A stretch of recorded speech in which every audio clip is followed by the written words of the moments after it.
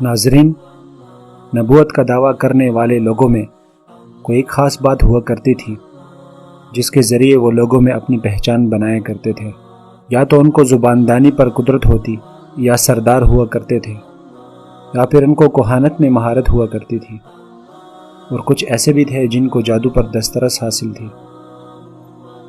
ان جھوٹے مدعیان نبوت میں سے ایک مغیرہ ابن سعید بھی تھا، جس نے خلیفہ وقت ہشام ابن عبد الملک کے دور میں نبوت کا دعویٰ کیا۔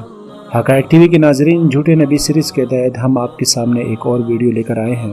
امید ہے آپ کو یہ ویڈیو بھی باقی ویڈیوز کی طرح پسند آئے گی۔ اگر ابھی تک آپ نے ہمارا چینل سبسکرائب نہیں کیا تو ہمارا چینل سبسکرائب کرنے کے ساتھ گھنٹی کا نشان ضرور دبائیں تاکہ آپ کو ہماری نئی آنے والی ویڈیوز کے بارے میں اطلاع ملتی رہے۔ حقائق ٹی وی کے ناظرین، یہ شخص خالد بن عبداللہ قمری والی کوفہ کا آزاد کردہ غلام تھا۔ حضرت امام محمد باقر رحمہ اللہ تعالیٰ کی رحلت کے بعد اس نے پہلے امامت کا دعویٰ کیا اور اس کے بعد نبوت کا دعویٰ بھی کر ڈالا۔ یہ کہتا تھا کہ میں اسم اعظم جانتا ہوں اور اس کی مدد سے مردوں کو زندہ کرنا اور فوجوں کو شکست دینا مجھے بخوبی آتا ہے۔ اگر میں چاہوں تو قوم عاد اور قوم سمود کے درمیانی عہد کے لوگوں کو بھی زندہ کر سکتا ہوں۔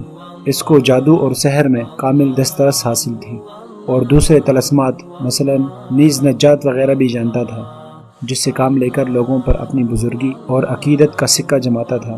جب خالد بن عبداللہ قمری کو، جو خلیفہ ہشام ابن عبد الملک کی طرف سے عراق کا حاکم تھا، یہ معلوم ہوا کہ مغیرہ اپنے آپ کو نبی کہتا ہے اور اس نے بہت سے لوگوں کو گمراہ بھی کیا ہوا ہے، تو اس نے 119 ہجری میں اس کی گرفتاری کا حکم دیا۔ مغیرہ اپنے مریدوں کے ساتھ گرفتار کر کے خالد کے سامنے پیش کیا گیا۔ خالد نے جب اس سے پوچھا تو کس چیز کا دعوے دار ہے، اس نے کہا میں اللہ کا نبی ہوں۔ خالد نے پھر اس کے مریدوں سے پوچھا تم اس کو اللہ کا نبی مانتے ہو؟ سب نے اس بات میں جواب دیا۔ خالد نے مغیرہ کو سرکنڈے کے ایک گٹھے کے ساتھ باندھا اور تیل چھڑک کر زندہ جلا دیا۔ ناظرین، یاد رہے کہ خالد نے جوش میں آ کر اس کو آگ کی سزا دی، ورنہ حدیث شریف میں آگ سے عذاب دینے کی سخت ممانعت بیان کی گئی ہے۔ ناظرین، یہ ایک اور نبی تھا جس نے نبوت کا دعویٰ کیا تھا اور مسلمانوں کے ہاتھوں اپنے انجام کو پہنچا۔